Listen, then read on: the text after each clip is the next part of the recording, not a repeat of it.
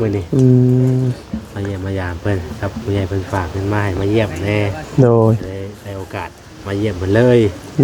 มากะเพิ่นตัวแหละลูกสาวเพิ่นจะมาแต่เวียงข่าวบ่ค่อยดีปานใดพี่น้องเอ้ยเป็นได้ว่าซั่นคือว่าข่าวบ่ดีคือว่าเป็นไตเอวไตมันไขลังบ่ไขลังเสื่อมอ๋อเสื่อมเพิ่นอยู่บ้านอยู่เมืองแหละกำลังมาหาหมอเพิ่นก็ได้ว้ายว่ะสิว่าจังไดพี่น้องเนาะแต่ก่อนน้องนางเพิ่นก็คือว่าแหละก็อยู่นี่แหละเพิ่นก็แล้วก็เพิ่นก็อยู่นี่แหละอยู่นำกันครบเบิดแม่นแต่ต่างคนก็ต่างไปหาอยู่หาเข้าช่างครัวไปแต่ละคนก็แยกๆกันไปหาอยู่กินไปต่างคนต่างมีหน้าที่เนาะเจ็บป่วยมันมาบ้านเด้อมาบ้านมันก็จะขี่ย่ำได้จะได้ไปบัดนี้เอาดีแต่เช้าพุ่นเนาะย่ำวันฮู้เลยโดยแต่ว่า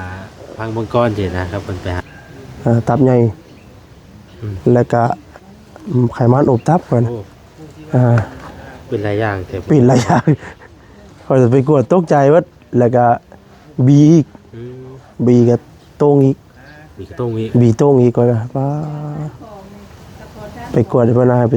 ต่อยาอยู่จัก2-3มื้อนี่ต่อยาอีกเนาะเบิดล้านปลายนี่แหละยานะก็บ่แพงดอกเนาะแต่ว่าล้านปลายโอ้แพงอยู่เด้แต่ว่าจักสิมีเงินไปต่อบ่บุนี่ก็ยังบ่ฮู้พี่น้องเอ้ยเนาะถ้าบ่มีก็บ่ได้ต่อแล้วบ่ได้ถ้ามีบ่ได้สิไปต่อเอาเด้มองดำๆมันเด้นี่เด้มองดำๆมันแผ่นน่ะเด้สิบ่พี่บ่แม่นกับหัวเด้น่ะนี่นั่นแหละที่ดำๆนั่นเด้นี่อ๋อนี่แค่ดังบ่นี่น่ะแม่นเป็นจุดเนาะเอาข้างนี้งามข้างนี้เนาะแม่นข้างนี้เราหมักอันนี้ข้างใดก็เนาะเป็นข้างครัวข้างใช่ข้างครัวเบิ่งอันนี้คืออยู่ว่าคนอยู่นี้เป็น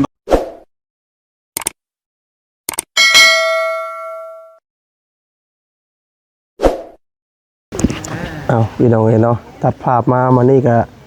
นั่งอยู่กับทางบาเซนพี่น้องเอ้ยเนาะสบายดีเด้อพี่น้องเด้อเนาะสบายดีพ่อแม่พี่น้อง FC เบิดสู่คนพี่น้องเอ้ยถือว่ามื้อนี้ก็เป็นได้คือว่าลงมาหาวนอนไปดีไปดีเด้อพี่น้องเด้อไอแท้เนาะโอ้ยตาย FC เพิ่นเม้นมาอยู่ไอคือไอเด้อแท้ว่าซั่นไอเลยอยู่ดิบ่แม่นไอเลิฟยูเด้เนาะคนก็ไอได้เนาะกะบ่ได้มาหาแต่ก็ไม่แต่บ่ว่าซั่นมาหาครอบครัวไม่แต่มื้อนี้มาเยี่ยมมายามเพิ่นครับผู้ใหญ่เพิ่นฝากเงินมาให้มาเยี่ยมแน่โดยได้โอกาสมาเยี่ยมเพิ่นเลยมากะเพิ่นตัวแหละลูกสาวเพิ่นจะมาแต่เวียงข่าวบ่ค่อยดีปานใดพี่น้องเอ้ยเป็นได้ว่าซั่นคือว่าข่าวบ่ดีคือว่าเป็นไตเอวไตมันไขลังบ่ไขลังเสื่อมเสื่อมเพิ่นอยู่บ้านอยู่เมืองแหละกำลังมาหาหมอเพิ่นก็ได้ว้ายว่ะสิว่าจังไดพี่น้องเนาะแต่ก่อนน้องนางเพิ่นก็คือว่าแหละก็อยู่นี่แหละเพิ่นก็แล้วก็เพิ่นก็อยู่นี่แหละอยู่นำกันครบเบิด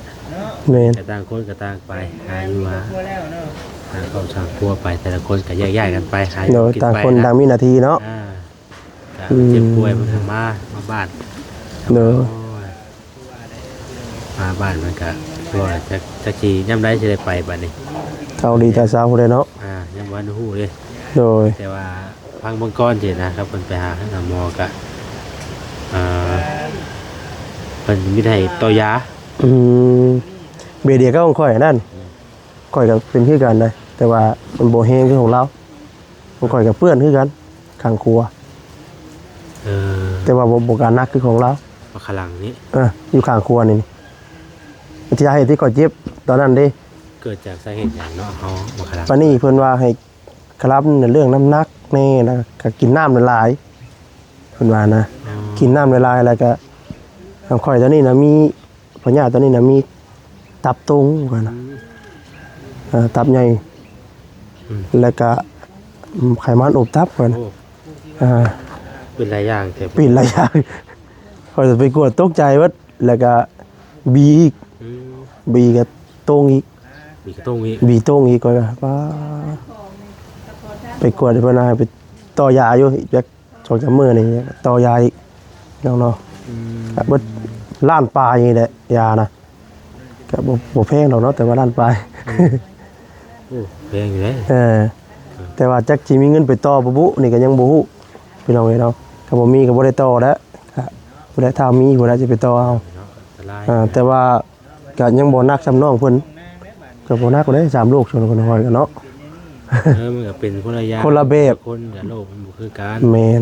แต่พอญาติเนาะ มันบ่เรียกว่าจังไดพี่น้องเนาะมันบ่คือกันนะ แม่น คนเป็นกัน การรักษาเฮาก็คนละแบบเนาะ แต่คนเป็น แม่น ก็บ่คือ นี่แหละสาเหตุที่ว่าเฮาเฮ็ดเวียกนั่นนึงอะเมื่อยไว้ว่าซั่นเมื่อยไว้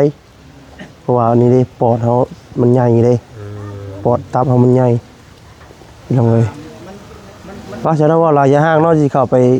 หาทางน้องเพิ่นพี่น้องเอ้ยเราเว้ามาเรื่องพญาติบ่ละเมื่อยรถพี่น้องเอ้ยเนาะ เนาะ ป้าซะเนาะว่าเซน ลูกหลายดิ มีแต่บ่หลายโลกซ้ำไปค่อยก็ได้ป้าพี่น้องเอ้ยป้าบ่ได้มาแต่หึงกับอุ้ยพี่น้องยังคือเก่าเนาะมื้อนี้ก็มานำกัน4คนพี่น้องเอ้ยมาตั้งแต่รุ่นลูกทั้งเงินแม่น้องเต๋เป็นเสียพุ่นแหละพี่น้องเนาะก็บ่ได้เข้ามาถือเป็นปีพุ่นแหละพี่น้องเอ้ยเนาะตัว ดังจากว่าตั้งแต่มื้อนั้นเมื่อกี้ก็มาเห็นอยู่ได้ สบายดีเด้อสบายดีบ่าวคำคนรอบ่าวจิตคนกู้ โอ้แม่นนั่นแหละเนาะ เออ เอ้ยมียังให้ใช้บัตร มีใช่ปะ เอาไว้ข้างย่องบ่ แต่ย่องก็ชื่อ ไม่ได้ย่อ เออ สิบ่ย่อเทื่อแล้วบัดฮู้มียังให้เนาะ ได้แล้วบ่ย่องดอก แม่น ย่องก็พอกันไปแหล้วพี่น้อง ตั้งแต่มื้อเข้ามารอบๆนั่นตอนบวมหลังจากว่ารักษาเศร้าแล้วเคยเป็นจักเทื่อแล้วบัด จะเป็น ก็เป็นอีก ดอกชอง รอบ2เนาะบัดนี้เนาะอันนี้มันลงแล้วนี่แม่นบ่ แม่มีพาไปหาหมอเด้ลงแล้วลงกระบวมอยู่ได้แข็งขา ยังบวมอยู่นี่ ว่าจิตผลกวดจะเบิ่งได้บ่ อันนี้บ่ เราเบิ่งด้วยผลกวดน่ะไงฮู้ เบิ่งก็บ่จักเด้ว นี่มองดำๆมันเด้นี่ ดิ นี่มองดำๆมันแผ่นน่ะดิ สิบ่ พี่บ่แม่นกับหัวได้น่ะนี่นั่นแหละที่ดำๆนั่นเด้นี่ ครับอ๋อนี่แค่ดังบ่นี่น่ะ แม่น นี่เป็นทางเดียว เป็นจุดเนาะ เป็นทางนี้ เอาข้างนี้งามข้างนี้เนาะ แม่น ทางนี้ มันว่าหมักอันนี้ข้างใดก็เนาะเป็นข้างครัวข้างใช่ ข้างครัวเบิ่ง อันนี้คืออยู่ว่าเขาเรียนอยู่นี้แม่นบ่ แม่น อ๋อต่างเนาะคำว่ามัน มันสิเป็นจุดดำ ปกตินี่เป็นจุดเนาะ ๆแม่น อันนี้เบื่องนี่มันก็ข้าวจังบ่มีหยังบ่ได้เปื้อนนี่ คือเฮาอยู่ดีมีคนปกตินี่คือสิแบบสวยงามเนาะ แม่น อืม จุดโชมมันเป็นดำ โดย แต่เจ็บบ่บัด บ่ได้เจ็บแค่นั้นแต่ว่ามันบวมแล้วมันปวดมันเมื่อย มานี่ในสิ่งที่เฮาเขาล่ำเนี่ยมีหยังได้ใช่ไหม ก็ลำแนวมันเครื่องดองบ่ได้กินบ่ได้ก็บ่ได้กิน บ่ได้ คารัมแต่ไหนมาแล้ว ถ้ากินพิษ อาหาร นี่มัน ทะเล เนาะ ก็บ่ได้กินแบบว่าอาหารเป็นศีลเป็นคล้ายเฮาทอดก็บ่ได้กินอีกบ่ให้ทอด ต้องปิ้งอย่างเดียว เผ็ดเค็มก็บ่ได้กิน เป็นสมพักสมมีบ่ได้กินนะสมปูสมป้าก็บ่ได้กินเป็นเรื่องสมบ่ได้กินน้ำแข็งยา และเพิ่นว่าสามารถหายขาดได้บ่นี่ ยังบ่ฮู้ ลูก เพิ่น แบบ ว่า นี้ แบบว่าเพิ่นว่าคัน ต้องเลย ยาแล้วให้ไปต่ออยู่แขวงสวรรค์ก็ได้เพิ่นจะให้ไปต่ออยู่พุ่น แต่ว่าถืออยู่บ่ชาเจ้ากินครับเรื่องยา ไข้นี่กินยาค่ะเพราะอยู่นี่สิเบิดได้ยา คันบ่กินนี่คือบวมขึ้นเลย นี่บวมยืนคือมันแหละ ต้องเลยใส่ยาปิ้นปัวตลอดนะเนาะ แม่น เพราะว่านั่น ปิ่นปัวยาบำรุงอีหยังของเพิ่นแล้วเพิ่นวางให้ได้เนาะเพิ่น เลย ปวดเห็นเพิ่นปวดแล้วเพิ่นก็วางยาให้กิน โอ้ลูกมันคือดังเลยเป็นนี่เนาะอันนี้คือแบบโมเมนต์ว่ามันเสียนี่เนาะแม่นบ่มันทำงานผิดปกติอันนี้เนาะแม่นบ่โอ้ว่าแล้วก็การขับถ่ายแบบว่าเฮาถ่ายเบาได้เนาะเป็นจังไดแบบสะดวกหรือบ่หรือว่าจังได ถ้ามันบวมก็พอ บ่สะดวกเลย สะดวกเลยต้องได้กินยาครับ อ๋อ ต้องได้กินยาครับถ่ายออกได้แต่มันบวมแล้วก็ถ่ายยากถ่ายเบา แบ แต่ บ บ่สะดวกเลย มันนั่นเด้ สิกินน้ำลายซำใดก็ บ่ บ่มีผล มีแต่ท้อง ปุ้งออกมาซื่อ แม่นอ่างอยู่ท้องนี่บ่ทายอีกต้องเฮาได้กินยาครับทายเหนียวออกได้ อืม นี่นั่นได้ แบบนั้นเนาะ แม่น ๆว่าแบบง่ายๆก็ ยา คือ ตัวนั้นข้าวแล้วก็เที่ยวเหนียว แม่นว่าง่ายก็แบบคือเฮากั้นเหี่ยวสินะเนาะเอาญาติน้ำพี่น้องไว้น้ำเบ็ด บ่ทำงานบ่จัง อื ได๋ ม ใครดัง มันก็เลยแบบอักเสบใช่ไหม แม่นจังอักเสบมันบ่ทำงานมันอิหยัง แต่เฮา โชมเพิ่นว่า เฮาบ่สามารถพูดเลยว่ามันเป็นย้อนหยังเนาะก่อนเฮาสิเป็นเนาะแม่นบ่มันคือจะเป็นเลยตอนนั้นเนาะ เพิ่นก็ได้ลูกใหม่เนาะบ่ใหม่ไปได้ลูกก็ได้รายเดือนเติบแล้วเพิ่นเป็น อืม7-8 เดือน แม่น ค่าได้ลูกนะเนาะแม่นบ่ แม่น เป็นค่าได้ลูกมานี่บ่ เป็น ตอนเป็นชาวก็บ่ได้เป็นเนาะ เบาเลยบ่ได้เป็นไปขึ้นอ้อยอีกแบกอ้อยขึ้นอ้อย จะว่าช่วงถือผ้าจะได้เนาะถือผ้าเรา ไม่ภาค ใช้ ปกติได้ บ่ได้เป็นหยังบ่ แม่น ที่ว่าเป็นกลุ่มกิจกรรมอะไรเป็นเชิมๆมาเลยบัดเนี่ยนะ จักเลยนะ ห แม่ รือว่า ก็บ่ได้อยู่ หรือว่าอยู่กรรมบ่ได้บ่หรือว่าได้ๆเนาะ จัง บ่เกี่ยวติเนาะ คนก็บ่ได้ว่า บ่เกี่ยวดอกพญาตินี่แหละเนาะ เป็นน้ำพญาติเฮานี่แหละมัน อย่าเอา อืม เดี๋ยวนี้ได้ซะรู้สึกนี่ได้ตัวนี้ อาการนี่ปกติบ่หรือว่าจังได๋ บ่ปกติ ฮะ ก็บ่ปานใด บ่วันใด เวลานอนแต่ปวดกระต้นกระโตซื่อ อืม เวลานอนนี่ปวดไปสิอันนี้บ่ขออนุญาตนำในเรื่องหน้าตาเฮานี่ช้ำนี่เลยบ่ คุ้มทีแล้วบ่ คงที่หรือบ่นี่ ยุบแล้วมันยุบ ๆ บ่ มันกำลังยุบลงอันนี้ กำลัง แสดงว่าน้องนี่บ่แม่นในนี่แม่นบ่หน้าตานี่ บ่ โอ้ บ่ได้มันรู้ แต่ก่อนตะกี้น่ะปิดกันเลย บ่ตะกี้ก็หน้าตาน้อยเด้เนาะ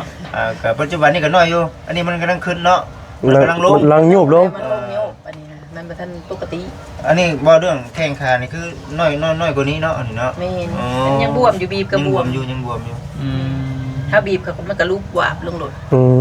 ม แสดงว่ายังอยู่น้ำยาอยู่ตอนนี้เนาะ แม่นยังกินยาซุมื้อ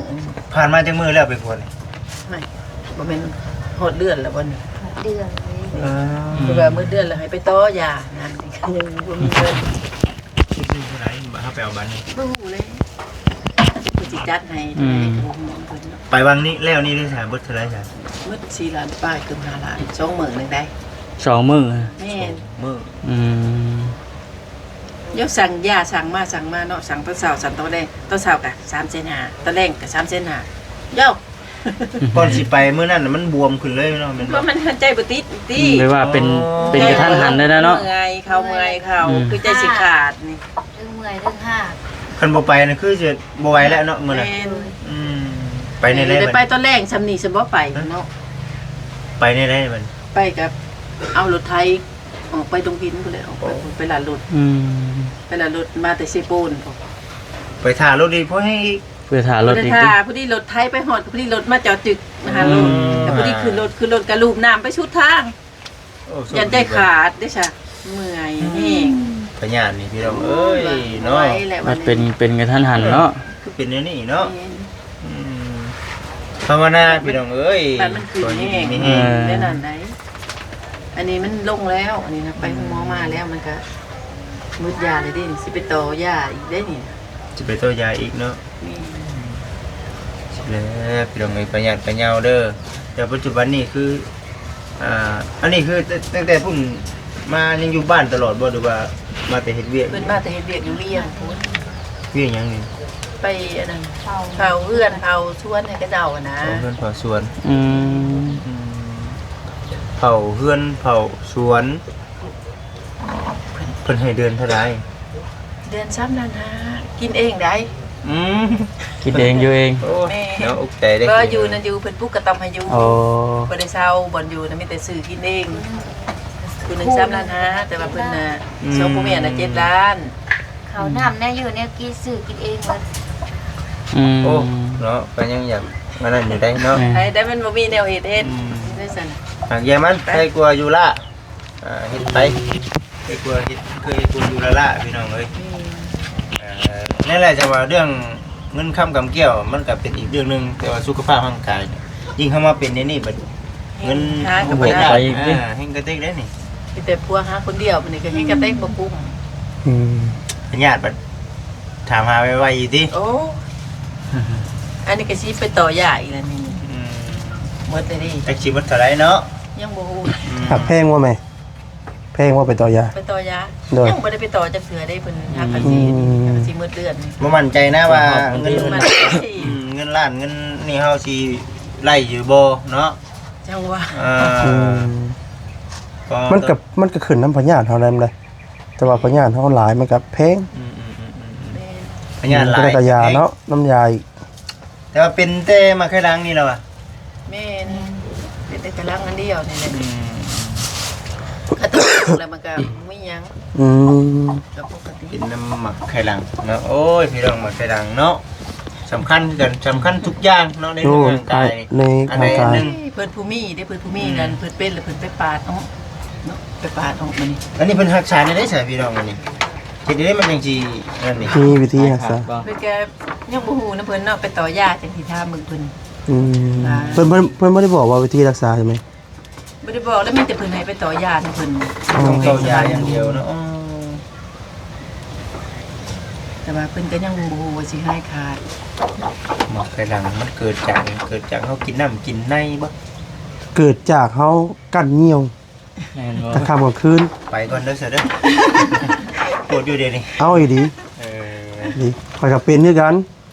แต่ว่าบ่นักสำนองเพิ่น อืม แต่ว่าข่อยเป็นอะเจ็บเด้เจ็บเอวเจ็บตอนนั้นเด้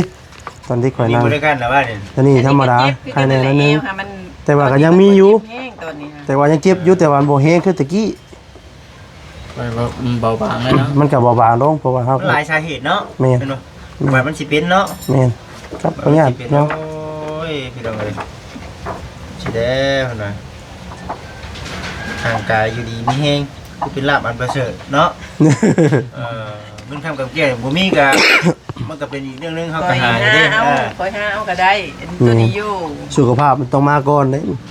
ร่างกายบ่แข็งแรงเงินก็ลงแล้วบัด โอ้แม่นนะ ฮุบไปเบิดแล้ว แม่น เอา จังว่าแม่ ก็ย่างน้ำเงินน้ำค่ำ ญาติอันเดียวนี่แหละหาเงินหาคำก็ได้ ๆเนี่ยนำคำคือว่ามื้อนี้ก็มาเยี่ยมเด้อเนาะมาเยี่ยมมานำกันกับทางบ่แซนเพิ่นนั่นแหละ ก็อย่าเขามาหาอยู่เนาะแต่ว่าคือว่าแน่เลยเนาะทางนี้เขาก็บ่ได้ค่อยได้มาเนาะทางนี้ เดี๋ยวโดนเติบแล้วเขา เติบเติบ ในรอบจักปีว่าจิตเจะอะไรครับว่า ล่าสุดมื้อวันนั้นขึ้นเฮือนนั่นบ่ เพราะตั้งแต่น้องเพิ่นให้ บ่ ให้ผู้ท่อมให้ โอ้พุ่นละพุ่น บ่ได้มาเลย คอยตั้งแต่มาตอนนั้นลูกเราเสียตอนนั้น มี ลูก ชาย ลูกชายเสีย เขาบอกแซน เอา2เทื่อนี้ก่อนนะ บ่ แม่น เพิ่นป่วยดิ ตอนนั้นน่ะมาก็มาบ่เซนเลยนางสะพานไปบนอยู่หั่นนะ โอ้สันบ่ เพราะท่านจะแจ้งข่าวๆจำนันเรียนก็ได้เป็นเชียนเดือน12 ปีแล้วนี่ดิ ครอบครัวเฮามันเป็นนี่แหละมันน่าขึ้นหลังบ่ได้เนาะ โดย จะคิดหยังติ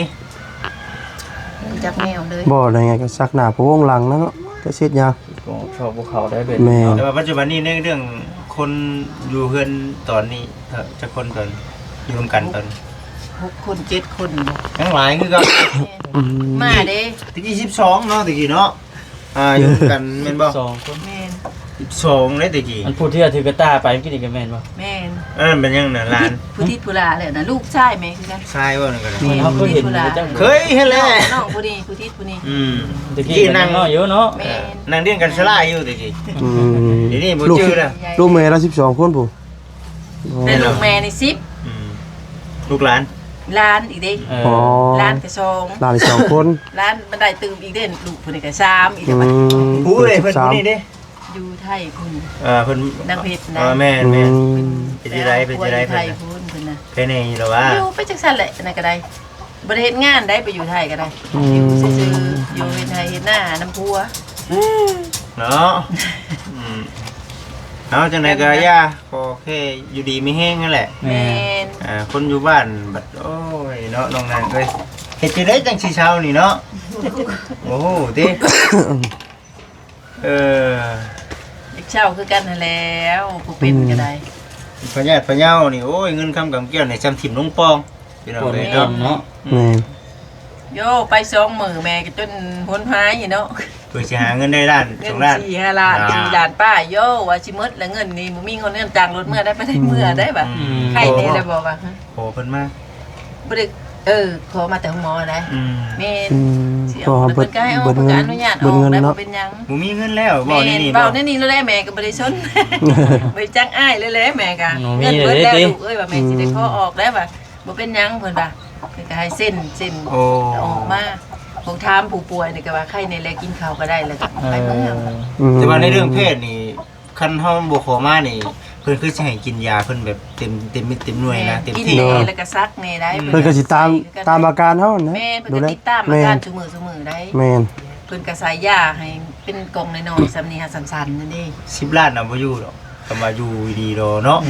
เอา พูด ไป แล้ว ตอนไปแต่พี่จะว่าจักล้านบ่าวเซนเอามาให้อ่ะเศร้าไปล้านผู้ใด โดย ตอนนั้นก็ได้บ่ได้แม่นน้อยๆได้ละเอา เบิ มา ด ให้ ติ เบิดเหลือเงิน2ล้านแล้วแม่ชวนมาบัดนี้ โอ้ขนาดนี้ชวนมาได้เนาะ ตุ่มแม่นี่ก็ขาย อืม ที่ว่าไปช่างลูกซื้อให้แล้วก็ขายใส่กันมาเขาว่าตอนน่ะคืนแห้งอีหลีได้ตอนเป็นแต่อีกหนึ่ง อืม จนโอ๊ยหมดเลยนะอันนี้ตากับมื่นบ่คืนเลยบวมหมดเลย เบ่งบวมบ่ได้เนาะ แม่ยังบ่เบ่งแต่นี่นิ้วตีนนิ้วมือขา แล้วเป็นนี่คือเด็กน้อยบัดนี้เนาะหน้าตาเราคือเด็กน้อยเอาดีได้เนาะ จืดหน้าเก่าแล้ว มาเจอหน้าเก่าได้คือเด็กน้อยบัดนี้หน้าตาเราพี่น้องเอ้ย อืม เออ เอามีแต่ดีเศร้าให้ไว้เนาะ แม่น เศร้าให้ไว้เศร้าให้ไว้ แต่ว่า พี่น้องเอ้ย บัดนี้คือปัญหาแรกๆเลยนี่คือเรื่องเงินเนาะ มี เพราะว่าต้องไปต่อยาได้ แม่ อืมก็คือตัวยาแต่ก็บ่ฮู้ว่ามันสิเบิดหลายซำใด โอ้ย ก็ยังไปต่อเลยเนาะ เงินพัวเพิ่นนั่นแหละแม่ว่าสิไปแลนนั่นสำรวจพัวใหม่ก็ยังบ่ได้ไปบัดนี้ยังโจ๊ะไว้อยู่ อืม ยังบ่ได้ไปเห็นยังบ่ได้ไปขึ้นเลยได้สำรวจพัวค่ะแลนมาแล้วเลยยังบ่ได้ไปเซ็นในบ้านบ่ได้ไปเซ็นยังบ่มีเงินว่าสิไปเฮ็ดแหละๆพอดีเป็นใส่เอาไปห้องหมอเลยมันสิมีเงินโจ๊ะก่อน เออ สำรวจพัวก็ยังบ่ได้ เอา ขึ้น เดี๋ยวเราทางว่าคำโอรมกันต่อเนาะ เด้อ จบคลิปซะก่อนพี่น้องเรามาลำยาไปควรนะพี่น้องเอ้ย มาลำหลัง เจ็บพี่น้องเอ้ย อ่า ไปกันเด้ออยู่ดีไปแห้งเด้อเนาะสบายดีเด้อดีเศร้าไว้เนาะ พี่น้องเอ้ยเนาะ สวัสดีพี่น้องเนาะสำหรับคลิปนี้ก็สิได้ก็จบคลิปซะก่อนพี่น้องเนาะผิดพลาดประการใดขอโทษขออภัยด้วยพี่น้องเด้อเนาะคำว่าคำจาในทางวาสดีเนาะบ่บ่มน้ำหูเนาะขอโทษขออภัยน้ำลาปลาจากไปก่อนแล้วเนาะสำบายดีพี่น้องเอ้ย